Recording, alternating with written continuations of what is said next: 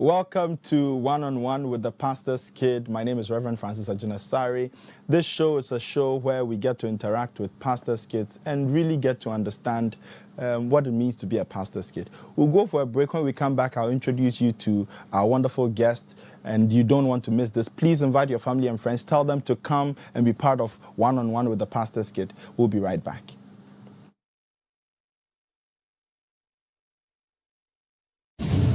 I'm Reverend Francis Agyinasare, founder and convener of the Pastors Kids Conference. Even though God has a lot in store for pastors' kids, the wrong mindset has hindered many from reaching their God-given potential. As a result, many pastors' kids are either uninterested in ministry or they've left their faith altogether. And many ask questions like, who am I?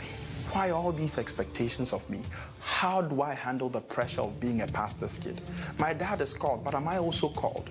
And many other such valid questions that need answers. That is why from 2011 till now, pastors' kids from different denominations and different walks of life have assembled each year at the Pastors' Kids Conference to network, fellowship, and get empowered for ministry by the intervention of different speakers and seasoned men and women of God. This year, as we celebrate our 10th anniversary of this non-denominational gathering, get ready for more insight, more inspiration, more impartation, and most importantly, for more impact. The theme is the Father's Blessing. And the person who is going to speak to us is one of the fathers of the faith in Ghana, and he's a father indeed to many nations of the world. He's a man with a proven ministry who has also raised godly children to be in active ministry. I'm talking about the one and only Bishop Charles Agyinasare. It is our privilege and honor to host him this year. Theme, the Father's Blessing. Host and convener, Reverend Francis Agyinasare. Venue, Paris Dome, Jolu. Date, 23rd October, 9 a.m. sharp. If you are a pastor's kid, come and join this great family. If you're a pastor, elder, church elder, bring your children for this one-day program, and their lives and your ministry will never be the same again. This program is non-denominational. To register, dial star 800 star 001 hash or call +233 5500 68632. Powered by Precious TV. Media partners. Pastors Kids Conference 2021. Come and be blessed.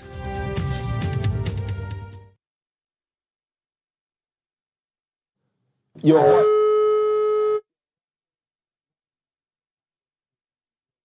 special guest tonight is going to be a great time of getting to know this person, but I want you to get interactive with us. You can do that by leaving a message on our Facebook page. You can just go there, drop a message. If you have questions, you can send your questions as well. And then you can also get interactive with us on our WhatsApp platform. The number to send to is 0203438710. 0203438710. In the course of the interview, we'll be opening the phone lines as well so that you can interact with our guest here. Now, the gentleman I'm going to interview, or the gentleman I'm talking to tonight, is the son of one of the great men of God in this country. He's a man who is well respected and well loved. He's the senior bishop of Action Chapel International, also the president of Dominion Theological Seminary. He, by the grace of God, I believe he established the Jericho Hour under the auspices of the Archbishop, His Eminence, the Archbishop Nicholas Duncan Williams. And I can go on and on and on. His profile is so long, but this is indeed a great man of God. And tonight his son is here with us. The man of God is Bishop James Saah, and his son Emmanuel Saah is here with us. Emmanuel. Yeah. Welcome. Thank you so much for having me. I'm almost out of breath, just giving a few details of your father's profile. Your dad has done a lot. He has. God's been faithful. He's taking care of him, taking care of us. He's come a long way, especially being able to work under someone like the Archbishop has been a blessing. And to see how far we've come, it's just such a great testimony to all of us. Wow. So I know your dad turned 70 this year. Yes. He doesn't look it. I thought he was maybe 50-something. I think there are those days I think so myself. I see him every day, and I see the shape that he's in. I recently he said he was going to jog a couple of kilometers. I knew that I couldn't do it, so at least I'm not there yet. But yes, he turned 70 on the 19th of September. Wow. It's such a blessing to see him like that and in the shape that he is, doing what he continues to love. Wow. So.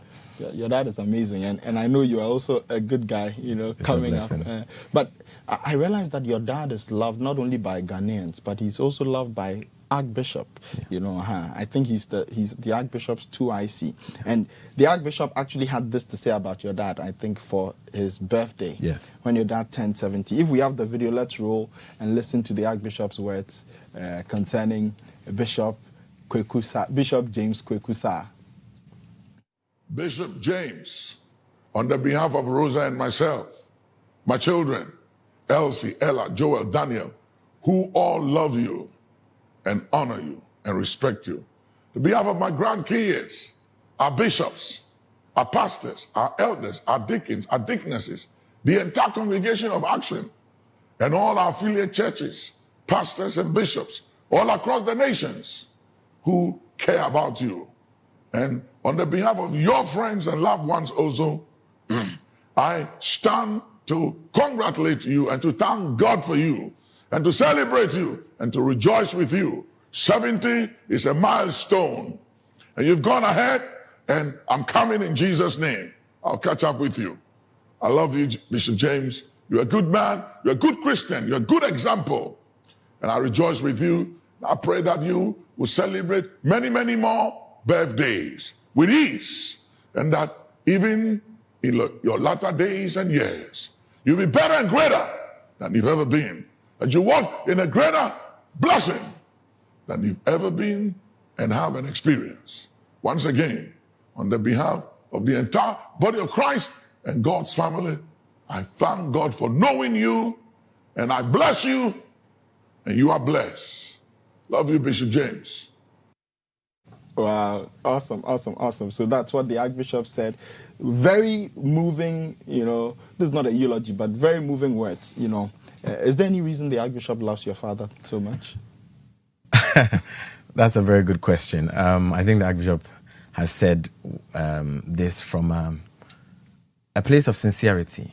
They've been together since 1989. They've done ministry at the level they've done by the grace of God for 32 years. Wow.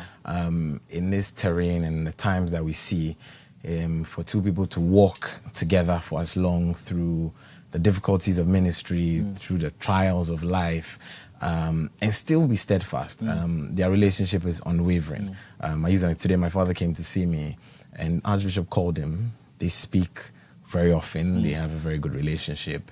They're friends.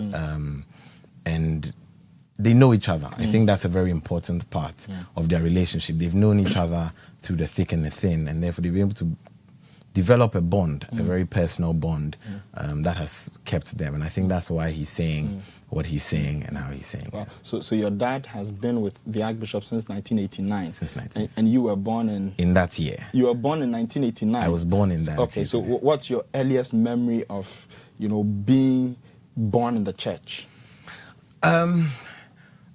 I'll share a few ones. The first one is actually a photo. I actually have, and I shared this at my daughter's christening, that I have a photo of myself being dedicated by the Archbishop. So my baby dedication was done by the Archbishop. And I believe early this year, by the grace of God, I took my daughter to him as well. And one of the things I said at the end of my daughter's dedication was the fact that for me to have been dedicated at the hands of the Archbishop and for me to bring my daughter as well is a testament to how long we've been here and how good God has also been to us in this church. And that's I won't say the earliest memory, that's the first picture I have. My early memories of church, of Action, were probably we were at the diplomatic shop in airport. Back in the days, I was very young. At that time, my father was resident pastor. At that time, he had more hair than he does now. And he was I believe, if my memory serves, he would have been in his late 30s, early 40s. At the time, he was resident pastor. But I was young. I used to run around. And my mom is very tough. So I would be the kid that's just running up and down. My mom will be screaming and following me. And my father will be preaching, and I'll be causing the little chaos up and about. But those were my early memories. I always tell people that the only memories I have in church is being a member of church. I've never moved churches. I've not known any other church but Action Chapel. So those were some of the early memories, running around. Some of my oldest friends are people that, Joel, for instance, is my oldest friend. Joel Duncan Williams. Joel Duncan Williams, of course, one of our brothers, is my oldest friend. I've known him 30 years. And those memories are the early ones I have, just running around, being... just a child trying to get by. But, okay. yeah. So your dad was the resident pastor at the bougie branch of the. So was that the first branch of that? Was yes. The main branch. So that was our main branch. We had the diplomatic shop. That sounds very bougie. Like, I think I say it's not because we're in the shop. Church, okay. What happened is that my Archbishop's, I believe, father lived there, so he started a branch there. And that's where the diplomatic shop was just in front. It was easy at that time.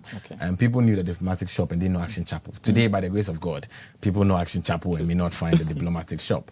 But what we used the diplomatic shop in airport as sort of to find location, and that's how we knew of it. My dad was, I believe, the resident pastor at some point, and when he just come. Yeah. So while he was the resident pastor, you used to cause chaos. Was it a temporary thing, or you caused chaos? These were, in my defense, these were like very early days. So I was much younger. So we're talking about I was 3 or 4, just running around. I always tell people one of my earliest memories of church was at the time we had moved to Sakumono. Actually, I just moved to the Spintex Road. And we had moved to Sakumono. And I was in a school that used to use the church bus. That was Faith Montessori school at the time. And Faith had the nursery school in Airport, and they had just opened their bigger school in Gbawe. So at the time, we lived in Sakumono. So my parents would bring me to Action Chapel in Spintex. I'll be the first one on the school bus because Faith Montessori was using the school bus. So I'll be the first one on the school bus. Then the school bus will go to Airport, and then from Airport we'll go to Gbawe. I was probably 6-7 years leaving home at 5 a.m. because that was the price I had to pay. And then the school bus will come from Gbawe, drop all the kids at Airport. I'll be the only one in the school bus all the way to Spintex. My mother will pick me from Spintex all the way to Sakumono. But the next day I was in shambles. And these were sort of the things that it entailed. Obviously I was fortunate to get that free ride, but it was still it was part of my church experience, part of sort of engaging in church. So what other sacrifices do you think you had to make by virtue of being the son of Bishop James? Because I'm guessing in those days, Action was not yet. It wasn't like it is today. Yes. So I'm sure there was a lot of work that your father had to do. He had to. I'm sure he was quite busy. He was. I think. And I'm guessing you are the only child. Yes, I was. So when we say, I think sometimes pastor children, my personal opinion, is sort of we elevate ourselves to a place of where my father was doing his job. In my early days, I didn't understand that. So from being resident pastor, he became missions director. And I was an only child. My father would go to London and pastor the church for a year. And I wouldn't see him because he was I believe he pastored the London church in 91 or 90. I was 2 or 3 years old. I didn't see him for a whole year because he was pastoring. He'll come back and then he'll pastor. Was he going with Mama Agi? No, he wasn't going with Mama Agi. So Mama Agi was with me here. And then he'll come back, be here for a while, and then maybe we'll have an issue in Cote d'Ivoire. He'll go there and pastor the church in Cote d'Ivoire for some time. He will come and then pastor the church in Brescia in Italy. He'll go to Germany. I remember I was telling my wife just a few days ago that he used to travel a lot. But what he would do is, I remember running on the road crying and following him because I was like, you're going again? So when he's coming, he would buy me McDonald's at the airport and put it in his hand luggage and he would give me some French fries. So after being away for 6 months, he would just give me something for my truck. He would just take this, and then I'll suddenly forget the 6 months that he had been away. But those were the things. At the time, I didn't understand. That was the point. I didn't understand. You were a pastor. You were here. They're flock here. Why are you not here with them? You'd go, you pastor the church in Paris, you pastor the church in Germany, you'd be in Italy for 3 months, come back for 3 weeks, go back for 3 months. So it took some adjusting for me because I felt until he got more resident, and other people started doing the travel. It was very, very, very difficult for me. At the time, I thought I was doing the sacrificing because if I had siblings, maybe, they would. And if you know, my father and I have a very, very close relationship. So it was, especially growing up, so it was very, very, very difficult. Very, very, at some point, I actually started to not like the job. Not like his job. Not like his job. I was okay when he was a resident pastor here. Even then, Wednesdays he was away, Fridays he was doing all night, Saturdays people were in the house, Sundays. And I got to a place where I was just, what is all this about? But this was early, but as I grew older, I'm still adjusting. So now you don't depend on your dad anymore. I don't. So how were you adjusting? What were you doing since you were the only child? Were you playing with mommy? Were you having friends over? Were you going to friends' homes? Yes. Okay. Yes. So I used to go to friends' houses a lot. Okay. Not a lot. So I'd go to, again, Joel Duncan Williams. I spent quite extensive time with them. Most of my friends were friends that go over were friends from church who my parents knew their parents. And at least had some comfort. If you're an only child, your parents also tend to be a little more territorial about your movements. Whilst I was just sharing this, I'll even share a quite interesting story. When I was probably in class 2 or class 3, up to about 6 or 7, talking about sacrifices that was made, and I don't think I've shared this publicly in a while. I was coming from school. I used to live with a cousin. We used to live in Sakumono. At that time, we had a driver. And I was coming from school, and we had a driver that fell asleep on the wheel. And let me take you a little back, if you allow me. So I was young, and my father used to tell me, don't sit in the front seat. Again, to put in the context, I didn't listen. But he had traveled. Again, he had gone on missions. And I don't remember where he was at the time, but he wasn't in Ghana. So he wasn't in Ghana. The driver had picked me. I sat in the front seat. We were on the Spintex Road, and I had a cousin I was living with. And my cousin says, come to the back. Daddy has told you, don't sit in front. I was like, just free me. Let me live. She said it again, come to the back. Daddy has said, don't sit there. I said, leave me alone. And then she was like, okay, come. I have ice cream. I'll give you. I was a simple man. It was simple things that. So I get up. I move to the back. I begin eating the ice cream and chatting with my cousin. And the driver falls asleep on the wheel. The car rams into the bottom of a truck with rice. I was 8 or 9. At that time, cell phones were not everywhere. This is just put in context. My father wasn't in town. He was away doing the work. There was a taxi driver that was passing that picked us. My cousin is 40 now. She still has scars from that accident. The driver has metal in his leg to this day. I didn't get a cut by the grace of God. And I remember this, I tell this story to give context because when it happened, no one could call my mother. It was on a Spintex Road. Nobody knew who we were. They were just 2 kids and a driver. The driver was dying in front of everybody. The kids were out of it. The taxi driver stops and asks, where are you going? My cousin was in a better state. And the taxi, he manages to show her where we live at the top of the Spintex. Now put yourself in the shoes. My father was away doing what he's been called to do. He gets a call that his children have had an accident. But he's gone to do the work. He's gone to do the work he said he's been called to do. He stopped, he came. I'll never forget because my Archbishop, Bishop Ben at the time, Apostle Yemi Adefarson, were the ones by my side because my cousin was losing her life. She was losing it. My mother didn't know what to do.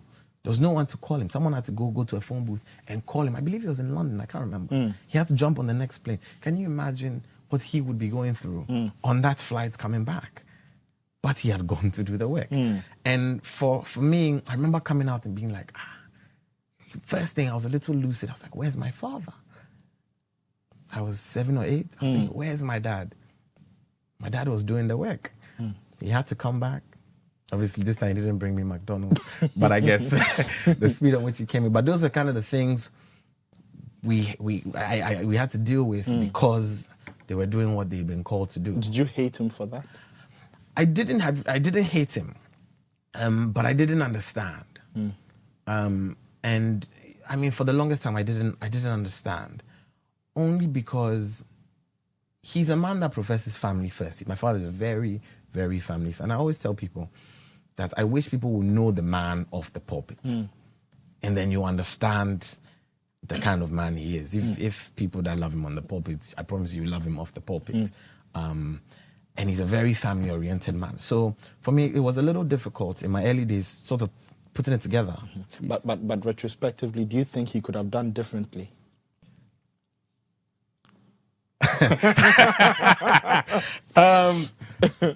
I don't think so. Okay. I don't think so because again, it was his job. People have fathers that are sailors. They go to sea. They go to sea for 6 months. There's no contact with their fathers. They come home and they come to their kids with open arms.